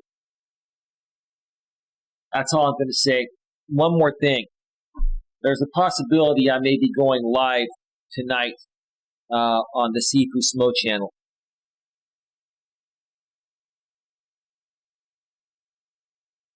And my lady just left me a message. Very nice message. I'm not going to read it. Thank you, ma'am. I'm about to go off the air. We'll be talking soon. I may be going live on the Sifu Smo channel, a.k.a. Dion. Many of you that follow me also know who he is. If I do end up going live on his channel, it's probably not going to be until about 10 p.m. Pacific, which is 1 a.m. Eastern. If I do go live, I will share it on my community post, my community wall on YouTube. So if you're on Facebook and DY, come over to YouTube. If you don't have the YouTube app downloaded in a Google account, I don't know where you've been. YouTube is the place for video, right? Google is like one of the best platforms out there. You can't live without Google nowadays. You know it, right? Come over to youtube.com/Life Coach Eli. youtube.com/Life Coach Eli. From your YouTube app on your phone, your laptop or desktop, while you're logged in, subscribe, bang the bell, select all notifications, and then you won't miss anything. And then you'll be able to also go to my community wall, and you'll if you select the notification that you subscribe, my community post should show up in your feed, and you'll know if I go live on Dion's channel tonight. If not, we may do it tomorrow or Sunday. Anyway, folks,